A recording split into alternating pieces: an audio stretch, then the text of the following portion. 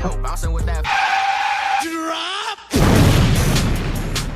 KCP in the middle. Bounce, Larry. Throw that baby down. Oh, my goodness. What hard? Are you kidding? With some anger. Kyrie get out of that double team. With the hip fake. What a move by Hakeem Olajuwon. Levine, he goes right. Oh! Does anybody know how to post videos?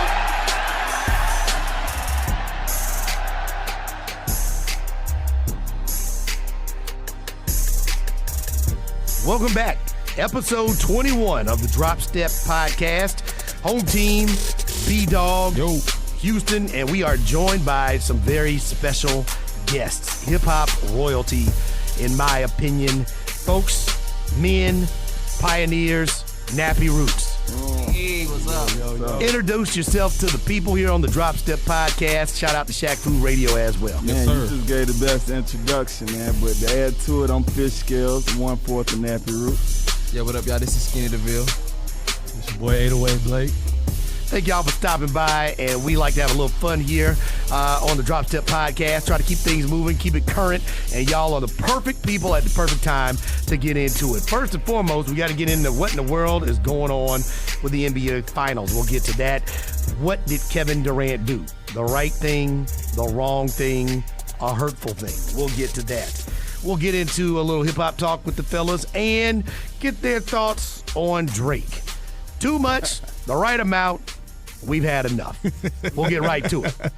First and foremost, we get a Game 6. It looked like we might not get more than a Game 5. The Raptors have continued to come into the NBA Finals and show that they're not a fluke. They keep playing great defense. They keep making free throws, and they keep making things tough for the Golden State Warriors. They were a shot away from being NBA champions as the final shot of Game 5 was blocked at the buzzer. All I got to say is thank God, because this going Game 7. This going about. 7 games. I'm going to tell you this now. You know what I'm saying? Like, the fact that the finals is almost off, that's what hurt more, is that I wouldn't have no more basketball. So I'm exactly. happy we got, you wouldn't know what to do. I'm trying to get 2 more games. Let's see if we can get 2 more games. I'm not that guy, man. I'll take a sweep. Like, as much as I don't want the season to end, I'd much rather my team to win. Or not my team, but the team I'm rooting for, which happen to be the Raptors in this case. Well, we know it's not going to be a sweep, though. So if it goes to Game 7, I think the Warriors going to win it, though. I wanted to get up. Like, I think it's better for the NBA if the Raptors go ahead and pull this out. For sure. I think so. But we already know that there's no way Golden State's going to lose Game 6 in the Oracle, their last game in the Oracle. So, with that being said, I mean, they lost the last 2. When was the last time you see them lose 3 in a row back I will say this, man. Kawhi is a cold-blooded man. That's a full man right out there. And he's not scared of nobody out there. And so, I mean, I think they can. I think the Warriors can figure it out just off of sheer will and power right now. I mean, just what's going on with KD, I think they can push it to Game 7. But I don't know if it gets down to it, man. I still see Toronto. I think one major factor is that Golden State is really tired, man. They played a lot of basketball in the last 5 years, and they seem to be kind of wore down. And like you said earlier, Blake, great point. I think those 11 points Kevin Durant gave them was just enough to get over the top. For sure. Without that, they wouldn't have won that game. I agree with you, Scales. I think if you go back and look through history, there have been great teams that just run out of gas. The Pistons in the 90s, the late 80s and 90s, they went to 5 straight conference finals, went to a couple of NBA finals. They ran out of gas. The Lakers, even at the end of their run with Magic and those guys, and they came up on Michael Jordan, they ran out of gas. And you have to wonder how many postseason runs, how much energy they've expended now with the injuries. Has that caught up to them where it doesn't make them necessarily where they can't win, but they're just human enough for a really good team to take advantage of them and beat them. You know what's crazy is one thing I've been really paying attention to is if you watch how they pass, it's so. There's not much effort in their passes, especially from Steph Curry. It's very nonchalant. It's kind of lackadaisical. And 2 years ago, you didn't see that. I mean, everything was crisp. They were running their offense, but you're seeing a lot more just these passes just lack effort. And I just think it's just exhausting. This is 6 years straight. But you make a great point, bro. This is the last game ever in Oracle Arena. Yeah. There's something spiritual about that. And Shout out to E40. It's going to be tied up, though. It's going to be tied up. It's going to be a great Game 7. But can you imagine, like even like here in Atlanta, if it was the last game in State Farm Arena and we knew this team was moving to Marietta or they were moving to Rome or something, like, oh, we raise hell. We raise hell if all of a sudden they lost that last game and it's the finals. Like, no, it's not going to happen. We saw it with the Falcons. Their final game in the Georgia Dome, they had the NFC title game, and they ran the Packers back to Wisconsin. I was at that game. That was a great moment. Me too. Yeah. But I think with it being the last game, hey, look, the Kevin Durant's injury is unfortunate. I hate it had to be him again. But I think it will ignite this team that once they get into Oracle, I wouldn't be shocked if they won by double digits just off the fact that they are a championship caliber team. Now they have some level of inspiration, and it's the last home game. Come on, how much ammo do you need to get this team? But here's the thing. Like, if they was playing anybody else, I think the X factor is that this guy, Kawhi Leonard, is a mega superstar.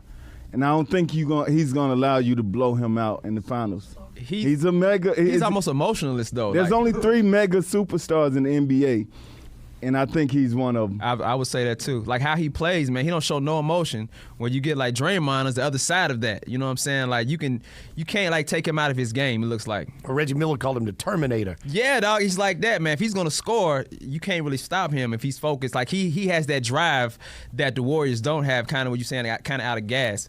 He's here to win. You know what I'm saying? He's efficient, man. And every night he's So he's going to give him a challenge, but I think the Warriors still going to win, though. So you're not going to beat him by double digits. I don't think that's ever going to happen in the finals. I like Kawhi a lot, but not as much as y'all, because I'm looking at that 10 straight that he had in the fourth quarter.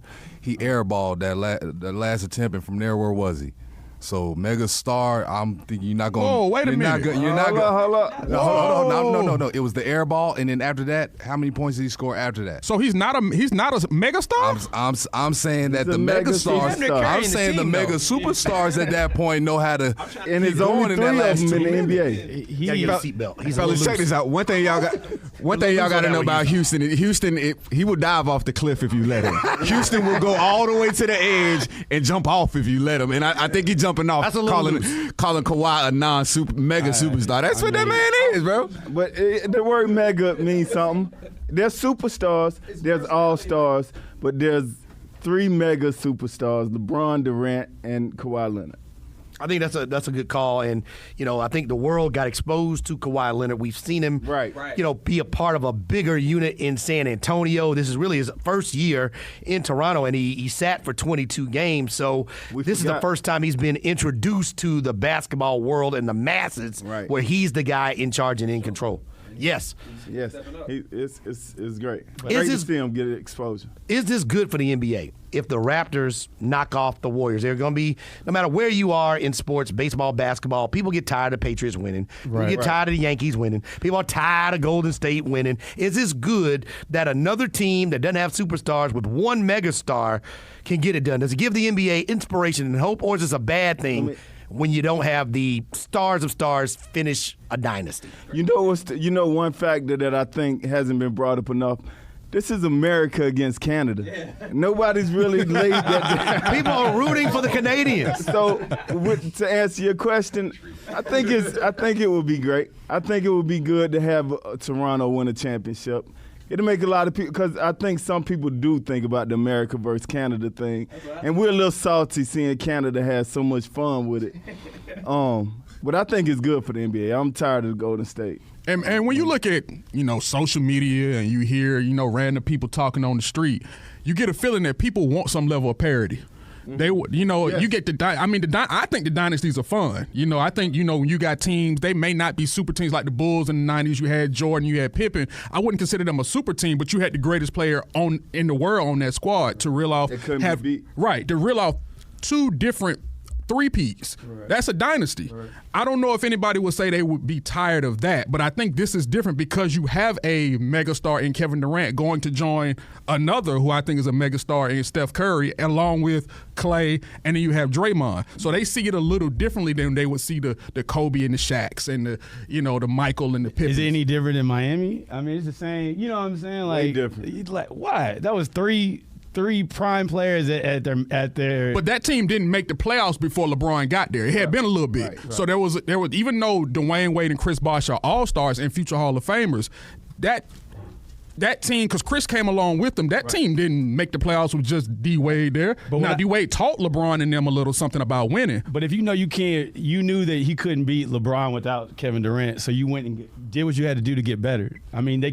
literally couldn't beat him when LeBron was at full strength and he had Kyrie and Kevin Love at full strength. They couldn't beat them. They knew, so they had to go get a better player. When people say that, I always they just did what they had to do to become a better team. I mean, they realized they could not beat this man without Kevin Durant. And so I don't think him joining them is like, people used to say it's a punk move or whatever. They beat him without Kevin Durant, though? Yeah, but that wasn't a fully healthy team. That was LeBron by himself. In regards to parity, though, I do think Golden State has given us villains to root against, which is good for the NBA. Like they have given us. Everybody wants their team to knock Golden State off, and it's. I think the Warriors play the prettiest version of basketball we've ever seen. Like, have you ever watched how many extra passes they make? And like, we've never seen just like the game flow as great as it does when everything's hitting on all cylinders. Like, literally, it's no one-on-one. It's literally find the open man, find the best shot, and they execute better than any team I've ever seen. Just. I mean, in history. Let's go USA. But you know what? It's like many people can't stand the Warriors. I'm actually okay with them. I like them. I think they just don't give off that bad guy vibe to me. It just doesn't. I don't see it that way. It's one bad guy, Draymond. He does that purposefully. Right. He says and you see this throughout the course of. Yeah, there's a guy who's a lightning rod. I'll be the say goodnight to the bad guy so that y'all can be mad at me, and then my teammates can go do what they want to. I'll take all the technical fouls. I'll take the ejections. I'll take the suspensions, and then everybody else is free to be themselves and go do what they do best. But I think it's good for the NBA in every sense except that if Toronto wins this, they can't run it back.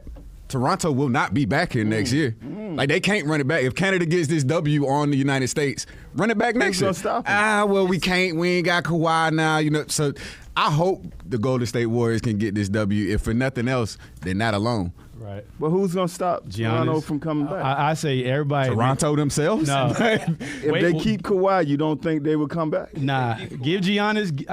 This is one thing everybody should be scared of. Is Giannis, after tasting a loss in the playoffs, he's coming back next year like a monster. I can guarantee you, Giannis is not going to be in the same years position. Old? Yes. 27? How old is Giannis? He's 24. Watch that man next year. That man he's got to add to his game. He has to add a lot to his game. I promise you, losing like he did, that he will never want to have that feeling again in his life. I think we're really, even though we're giving Kawhi Leonard a lot of props, I still think we're underestimating him as a champion. Like he's a monster. Look what he did to Giannis. Look what he did to Philadelphia 76ers. Like, he is going to do this again next game. Every game he's going to do what he's doing. And he's proven that. He's consistent. Your thoughts on Kevin Durant? He comes back, whatever percentage he wasn't 100. He got the best advice he could get from the Warriors staff. They had a very in-depth conversation about whether or not he was cleared to play. They cleared the man to play. I listened to what Jalen Rhodes had to say yesterday, and I agree with some of what Jalen said. Heard what Charles Barkley said. Didn't really agree with Barkley. Barkley's position was the Warriors basically are a part of some malfeasance. They are part of malpractice. They put an injured man out. And that's where I was going. And to Jalen Rhodes, I understood what Jalen was saying about. I could understand Jalen a little bit more. We were saying that the pressures coming in from outside noise. This is the finals. The guy didn't want to leave his teammates. He wanted to prove that he could play, and he felt he could go. So I could get that. But to your point, Skinny, He's 30 years old. He's a grown man, and only he knows how injured he is. Did he do the wrong thing, Kevin Durant, by coming back and playing in Game 5? And as you guys pointed out, they needed every three-pointer. Right. They needed that block shot. They needed all 11 of those points to win by 1 to keep this thing alive. Yep. And I don't think there's any way anybody could have kept him off the court. There's no way Kevin Durant wasn't playing in Game 5. It was the best game for him to come back and say, look, y'all need me. Because if they would have won Game 5 without him, you can't come back Game 6 and then maybe lose. Then it's like you messed it up. So it was Game 5 or nothing. And the fact that he got hurt, that's hindsight. But I think as a player, as a champion that he is nobody could have kept him off the court. And I don't really understand where the question about blame, why is everybody bringing that up? And yet now the one problem that I did see is they probably misdiagnosed him from the jump. It should have been right away, look, you're done. You're done, bro. You ripped something. It's not anything that you should even try to rehab to come back. But I don't think you could have kept him off the court. I mean, I think as the best player on your team and what people rally behind, you got to be. He's a symbol, and you got to just being out there gives his teammates the ability to want to fight for him. And I mean, if the best player, if Jordan was to be like this, he's not going to sit on the bench and wait and say, well, I got free agency next year. Good luck, y'all. Yeah. It's a team sport. You got to look out for your teammates. And he knew just his presence alone could give them just enough to be able to get a win and keep fighting. But I think when he did that dance, bro, I think he hurt something then. When he stepped back doing that dance, did you see him? He stopped and kind of like, whoa. I just did something. Even though he came out and still balled, but when he jumped back and did that little dance in the pre-games, I seen it in his face. Something's wrong. I look. There is nobody to blame, and I'm listening. I saw Charles Barkley, give his spiel, and I'm looking like he looks like somebody who just wants to delegate the blame somewhere. I know. You looking at somebody to blame, man. I mean, I say this is why he ain't got no chips. He's Hall of Famer now. You know what I'm saying? Gotta get that seatbelt. We can't get too loose. You know what I'm saying? But I hate to say like, man, you get one shot at this thing called life. So how you gonna live it is how you gonna live it. And he wanted to play a game that he loves to do. This is the biggest moment in probably his career. He's not going to sit down. I mean, I don't know any great athlete who's that much of a competitor that if they're 60% and they can do something to help the game, they're not going to just sit there and be like, nah. But that's a selfish person. Let me ask y'all. Think about Jordan, though. When he had the flu, he's like, I got to go out here and play. And they won. And now they got shoes, flu season Jordans. Oh, you mean the flu? Yeah, quote unquote the flu. Quotation mark. He looked beat that game. But you think about you trying to be that type of player, and you have that capability and opportunity, you're going to play. But what would y'all have said? Not what the media would say, but you all individually, if they would have lost Game 5 and he didn't play. Yeah, it's one of those things where he was hurt either way to me. So if he didn't play, he couldn't go. Like he's saving himself. And I think for me, the biggest thing is we have seen that Kevin Durant is thin-skinned. And what I hope is that he did not go out there to try to prove people wrong who will always criticize him anyway. I hope to, Blake's, assertion that, you got one life to live. This man wanted to live his life. He wanted to play. It's the finals. I want to help my team. That's what I hope it was.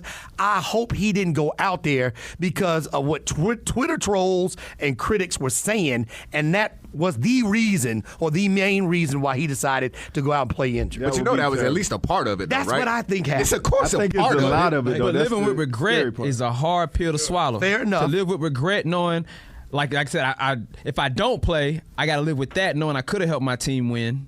Or if I do play and get hurt, which one is a bigger, regret to live with? And what if he helps them? What if they win the title? Exactly. What if he got him to a game 6? Sometimes you got to sacrifice yourself to be that. Bro, he might be the MVP. Bro, we talked about this last week with what was it? DeMar DeRozan claiming he was the sacrificial lamb for Toronto.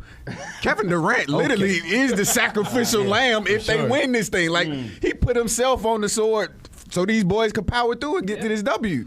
So I can appreciate it on one side, but at the same time, like you said, like I really feel like a part of the backlash and everybody kind of talking trash behind his back, that had to play a part in him getting on the court. And I can't respect that part as much. Well, he's not deaf. I mean, yeah. But also, he hears it. Probably telling you something over some collard greens and cornbread, babe. You need to go on out there if you can. They need you. Well, his But mom he's was on leaving. That's Good the Morning problem. America this morning, which I thought was interesting, and she was giving her side as a mom and talking about how it really was hurtful to hear the criticism of her son and his criticism of his character. So obviously, coming from a mom, it's really crossed over. Well, it's just people talking badly about him. It seeped into the things that were bothering him, and I think that's what happened. I hope I'm wrong. that would affect that he went out everybody, there because people were talking badly about him. No one in here is a tank where you ain't gonna hear criticism of things that you do well, and they try to critique you at every move, like, especially with basketball. Everyone has Monday Night Quarterbacking on there.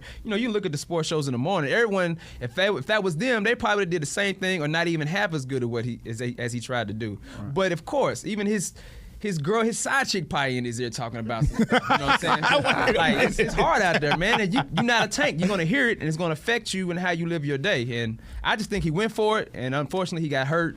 But if he would have played the whole game, Another narrative, then what too, are we saying? is ready? The weeks before that, we all was questioning, like, oh, they don't need Kevin Durant. Right. So it's like the light lit up when they started losing. They down 3-1, and it's like, okay, y'all do need me. And so that it was right before that. You got to remember, it was everybody saying they are better without Kevin Durant. You know what other scenario we could have had? Let's take Klay, for instance. Remember, Klay had the hamstring. Right. Now, obviously, the hamstring and the Achilles are two different aspects when it comes to injuries. But I'm gonna use the different injuries and put them on the same platform. Let's just say when Klay came back, he was cleared.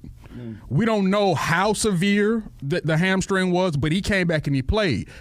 He just didn't get hurt. Now, if he would have got hurt, we would have been saying the same thing about him that we saying about KD now. I think you just never know how something's going to work out till you get on that floor. You can't tell in practice because you don't always make the same cuts and the same movements. Right. So people want to get on KD for playing. Oh, he wasn't healthy. Well, that injury could have happened to somebody who didn't have injury history. If you would have make that same cut or make that same pivot or make that same plant, that could have been your Achilles. That happened to Boogie. He didn't have an injury history either, but he made the wrong move and he hit the floor. I mean, yeah, look at Looney. I mean, he just re-injured his shoulder. Yeah.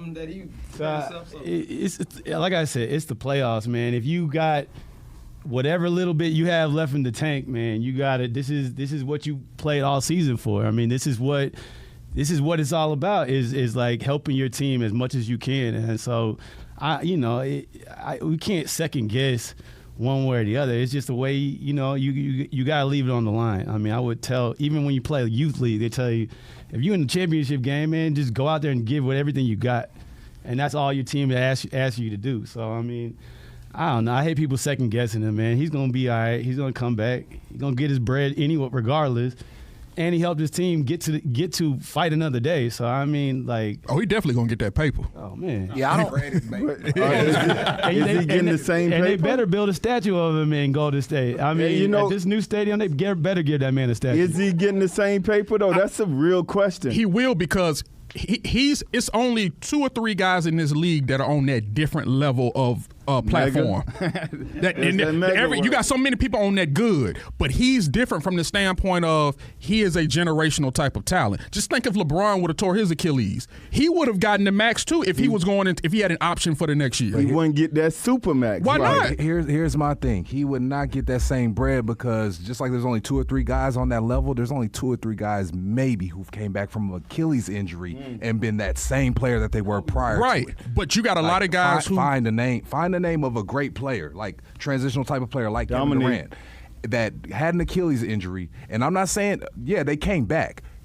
as that same person. I mean, they were still worth what they were worth before. But I also think you got to look at some of these guys' workout regimens. Like LeBron spends $1 million and some change on his body alone. Imagine just putting $1 million or $2 million aside just for your body, to train, to have all these chambers you put in your legs. It's times are a little different. Right. And if I had to trust somebody to come back to at least play at an all-star level, it's going to be guys like KD, LeBron, even possibly Giannis can get there. He's younger. to an all-star level. This guy ain't an all-star. He's a walking Hall of Famer right now. But this, and we're talking the difference between the supermax and a max. Right. Like, as an owner, I got to see you play before I give you a supermax. Nah. Even Kevin Durant. If LeBron had that same injury right now, I wouldn't give him the supermax. He's 34, if it'd be 35. I wouldn't give him the supermax. You can go to another team. Your time is almost up. Kevin Durant got to show me that he can come back and be 85% of Kevin Durant before I give him that full check. I give him the max, but I won't give him the supermax. I say he should stay with Golden State. They should pay that man out. I mean, he like I said, he could rehab all next year, still get $30 million. And then if he comes back, he still would come back for the playoffs and still elevate that team to another chip. Like, I mean, I would stay with Golden State at this point. You gotta see it, though. You gotta see it. Man, they gotta pay that man. I'll say this much: if there's one, we got one person in here saying that they gotta see it. That could be just like the NBA. One GM saying that I gotta see it. Right. Guarantee you, it's GMs out there that don't gotta see it. Kevin Durant's money is perfectly fine. He'll get that same bag. I tell you what, the Atlanta Hawks don't got to see nothing. Yeah. We pay we would pay that whatever you wanted. Right. We will him on the court right now. Just show him off for a little bit. That would increase our attendance at least 50-fold just to see that man in a wheelchair. Dead serious. Question to bring up, will he be more revered? All of the critics, he joined the championship team. He joined the team that knocked him out of the playoffs. He damaged his legacy by already going there. Will he be more revered when he comes back after what he showed? Whatever his reasoning turns out to be. He went out there, he helped his team win, he played hurt, he further injured himself. Who can hate on a man like that, no matter what you thought about him or what you think about him moving forward? I think you make a good point. I think that injury the other night kind of took him over people like me who never liked him going to Golden State. I think it kind of made us forget about that a little bit. Yeah, I mean, Robin Hood now. He has a story behind him back. And his story ain't over. Right. If he come back, go to the Knicks, win a championship with the Knicks, we will forget everything we talking about right now. I think he's definitely gonna be more revered. I mean, this brings him makes him a little bit more of a common man. You know, people had a problem with the way it went down with him going to Golden State. I think a lot of this gets washed away at this point. You kind of had to push that narrative to have a reason to hate him. You know, not everybody hated him because of that. Now the people that were hating him, there's one less reason to hate him at this point now. So I think he comes back, you know, with a bigger fan base. A lot of people that weren't necessarily Kevin Durant supporters find themselves supporting him or at least hating him a little bit less. I didn't hate him before. It gave me a reason to hate him. You should let them boys go out there and do what they were gonna do. We've been having all this talk. Are they better without him? Are they not? Well, they was about to lose. Let them boys go find that junk out. Get your money and go to Brooklyn when you want to go to Brooklyn. I think they know that, though. I know they knew they was about to lose. You know, I'm sure he was in the locker room before the game started and was sorry, I'm no boo-boo the fool. I need to come back next season, and this calf that everybody thought was an Achilles in the first place ain't better after, a week? I'm sorry. You kind of changing my mind on this, he was out for a month, because I kind of feel it. He was out I'm out of here anyway. I'm gonna let you guys lose, and I'm finna go on to Brooklyn, New York. Selfish, though. That's a bad teammate. And he's not a selfish dude, though. Well, see? it's not necessarily selfish. Yeah. No, it's not selfish. I don't think it's selfish. I've done any and everything I could for this team. I've tried to be the best team player. Because any and everything would be what he did. Well, that's any and everything. Okay, that's him sitting back that's with his any arms and all of everything. And I'm because sorry. he has an attitude because people are talking about him. No, he's still a team player, and you got to be part of the team. I'm saying I really do. This creates more value for him, in my opinion. I really need to let my leg heal because I really don't know what's going on. Yeah, but I thought it was an Achilles. Everyone would have looked at that and said, "Oh, he's just faking at this point of the game." You had a month off. Think about you got the GM and them crying on camera for you, dude. No, you were fine. Drake was a little upset about the situation. And so my thing, therefore, it hit home on that note to where even your rivals, even the other team, was like, "Nah, man, like." This is hot take. You changed the whole how the competitiveness of the sport was in a sense because of that. Drake was getting his Degrassi on when he was like, "Oh man, that was all acting, bro." Probably. All I'm gonna say is good on TV though. All I'm gonna say is I'm gonna say this last thing about this. I've been known this team needed Kevin Durant. I've been saying that, and I was just sitting back waiting. I always told these guys, missed shots hit different. Because when you're a shooting team, you're not always going to knock down your shots. Right. But when you got a guy who's a walking bucket, and I can get it to him and say, stop the bleeding, Right. go ahead and take it. But when he's not on the court, them missed shots hit a little different. So, like he's saying, let them find out. You're right. They found out. Have a game 6, they'll find out. And if they get to game 7. They needed them, like Blake said, they needed them 11 points. But now they're going to find out. If they didn't have them, they'd have been messed up. They would have been 11 points down. Now, you can't count on Curry and all the other people that really make them shots all the time. But when he's there, he's like, my big brother's in the yard now. Now watch what I do. I feel like it's a level of confidence that they got when he was there because, again, he stepped up and went above and beyond what he had to do for the team itself, more so than his personal arm-crossed feelings of I'm going to wait this out and go somewhere else and get more money next year. Now, I need to get what's going on now. And now he's even more valuable because he will take one for the team. Now, I disagree with that, though. But, yeah. It also, like, even his presence on the floor, like, it opens up Clay and Steph to be able to shoot. Like, that's been the problem they've had all series. But that's like, basketball. They bought. I mean, but you have a third option over there. That's so hard to defend. You got 3 options that can all shoot. That's basketball, but I think most of what we're talking about is psychological. Like, this is about, can y'all win without me? And they said no. That's what we've learned. Well, the media didn't. They would not have won 2 chips without him. That is when they was down 3-1, everybody said, "Oh yeah, we can't win without you." But when they beat Houston, everybody was like, "They don't need Kevin Durant." Nah. I expect these cats to go to the locker room like destroyed, tired.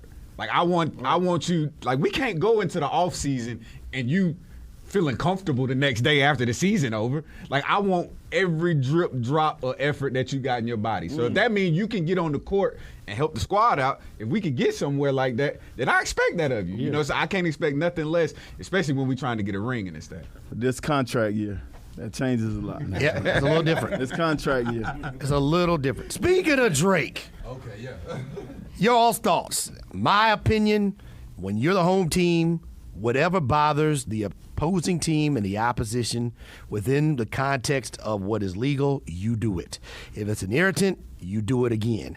If you hear them talking about it when the game is over, like we did with the Milwaukee Bucks, the coach, the agent for Giannis Antetokounmpo talking about Drake, you do it. So my question would be, is this more to come? We'll see more of this. Local celebrities getting integrated into the sports fabric where they're more of just a fan, kind of a cheerleader, and maybe weaponizing somebody who's an irritant? Or is this a problem? Is he a little bit over the lines, massaging his coach's shoulders, certainly doing a little bit extra when he knows the camera's on? I can guarantee you if Toronto wins, he's going to be the first one like holding up the trophy, being like, you know what, we went out here and did it, y'all. We did, you know what I'm saying? Bro, you like, ain't played a single minute, but I feel you, though. We did it. I think it's a thin line. You have to protect the coaches. I think there should never be a fan to be able to touch the coach. Okay, I want you to know. That's where I draw the line. That's the only place you can't touch the coach or players.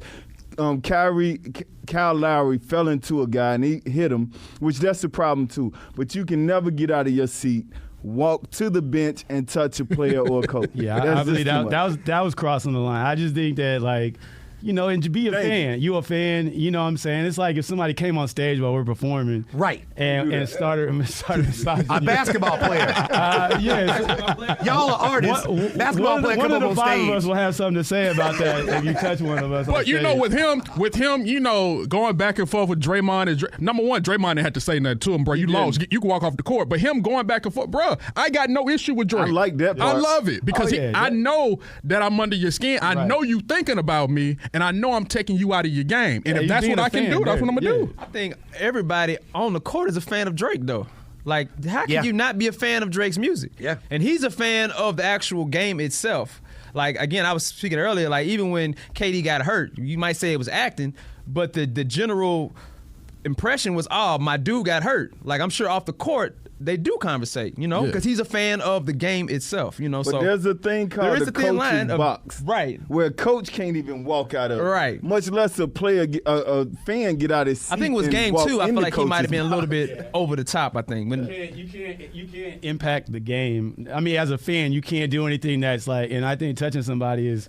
That's going a little bit overboard. One of the owners got suspended for. That's what I'm saying. So I think he might have keep your hands to yourself. I mean, that's just a general rule. Keep your hands to yourself. You don't got to touch nobody that doesn't want to be touched.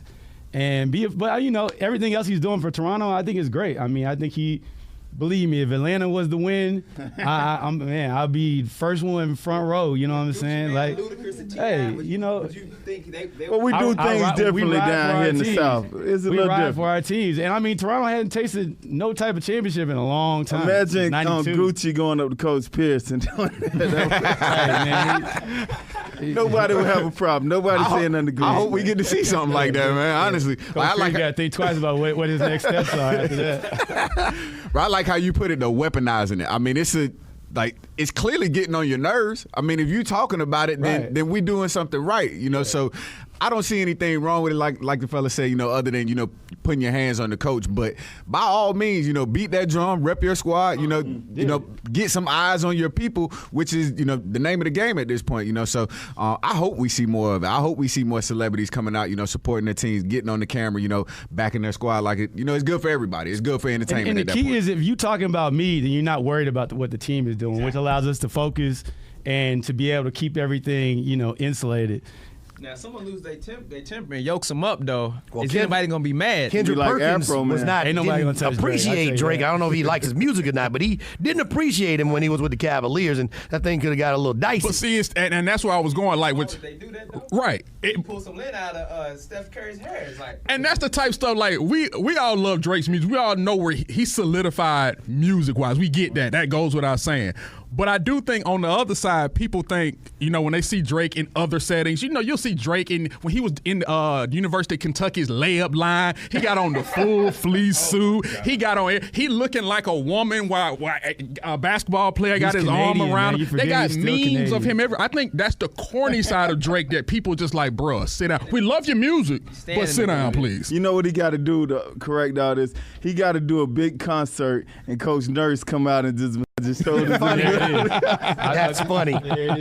We'll switch gears and get more into y'all's world, and always like having the opportunity to get with some hip hop artists who have a great array of opinions. But you guys came in, and we thanked y'all coming in, sitting in on the Home Team in Hamilton show, what we do here in Atlanta on the Sports X 106.3 FM and 103.7 FM.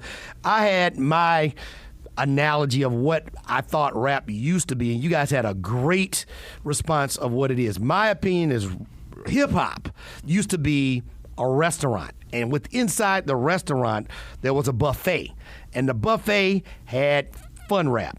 It had West Coast rap, East Coast rap, party rap, political rap, somewhat of alternative rap. And you guys had a really good response to your opinion of where the state of hip-hop is today. Yeah. Well, I thought it was I liked your analogy of a restaurant with a buffet of different flavors that you can get. And I think it's the same thing with music now. It's just a much bigger restaurant.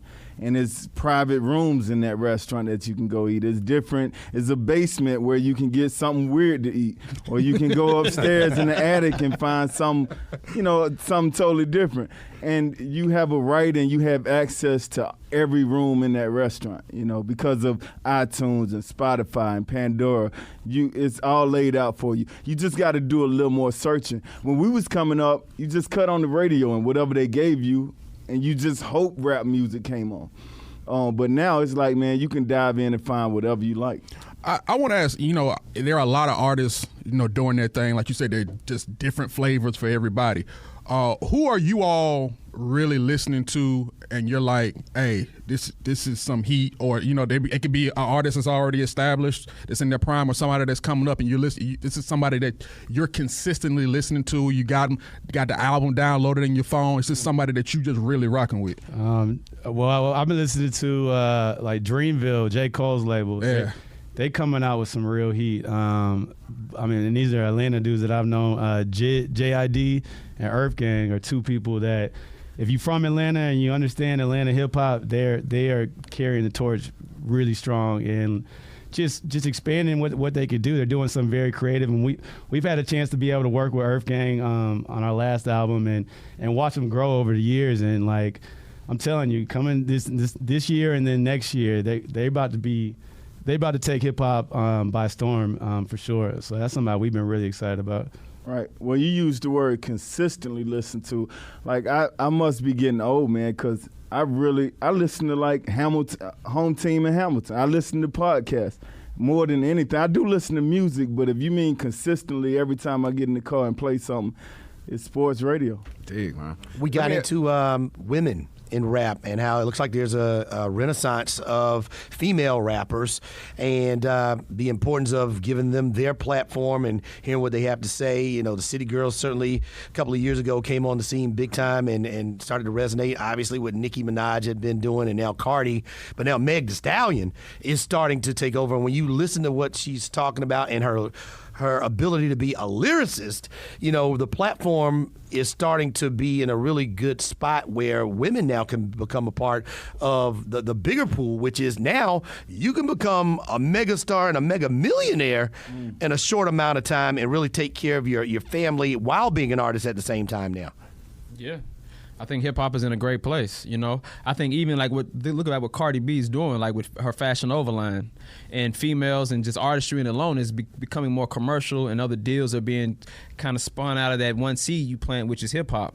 And even going further, like look at Rihanna and how she's, you know, super rich now, but just her makeup line, and I think Rihanna.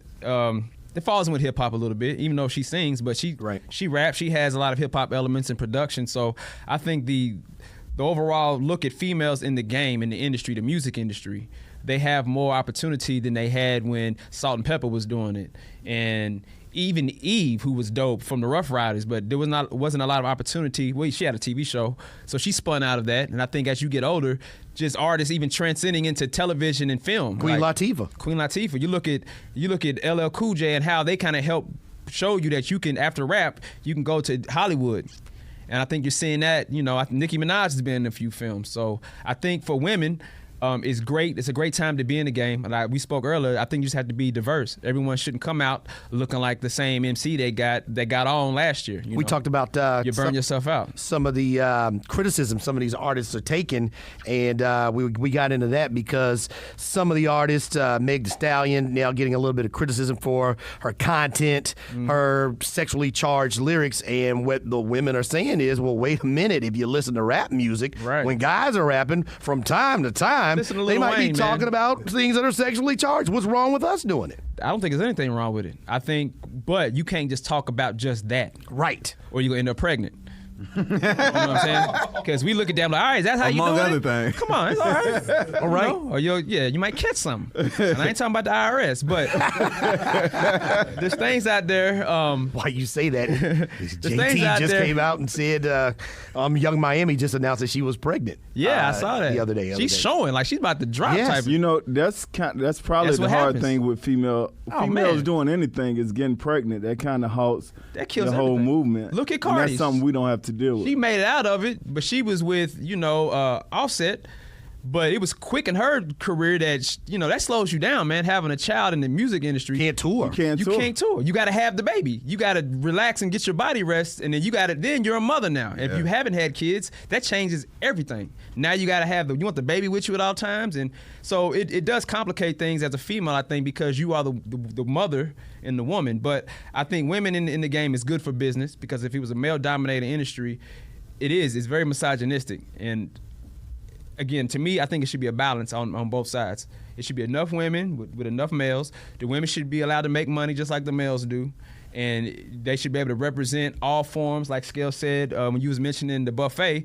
I think it's enough room on that buffet for, fruit and vegetables. Shout out to the ladies. We love the ladies. Yes. I love the ladies. Speaking of diversity, and I think that's in this world where you're in sports radio, doing a podcast, television, Hollywood, hip-hop, diversity is very important. Talk about you all and the fact that 808 Blake, very important part of the group now, and being diverse with the youth, that you guys have been around and you guys are not too big. You guys don't have the big head to say, nah, we don't need to do anything else. Nah, we don't need to hear from anybody else. Talk about the diversity and the way that you guys continue to mold and change yourselves as you continue to move along in hip-hop. Yeah. Have to be open, man. Like, we agreed to bring 808 Blake in. And if you don't know, man, 808 Blake is one of the dopest producers in the game.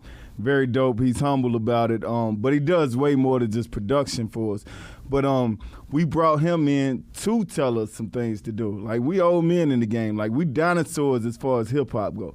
And that's after 3 years. You old in hip-hop after 3 years. So we had to be open to changing some sounds and doing things a little differently, and we'll continue to do that. You know, as far as production, you can hear the growth in our music after we brought Blake in, and it's just, and we're working on some more things like TV shows that he's initiating for us. And as an older artist, like we talked about on your show earlier, you can't be that guy that's mad at the younger rappers. You got to look at them, give them their props, understand it's their time. Anything I can do to help you as a big brother, I'm open to it.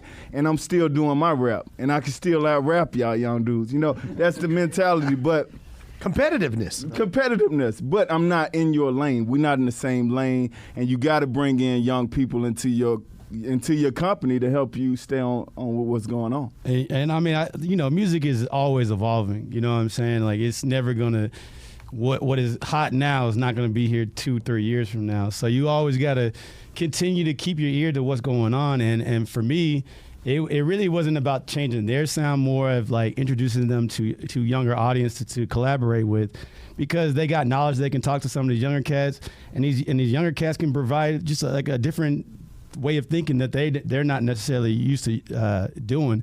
And so it's just bridging that gap. And I just think it's important that we, hip-hop is such a relatively young art genre, and it's still evolving. Like, this is really the first time we've started to see old heads in this genre, because it's only 30, 40 years old, versus rock and jazz has been around for years.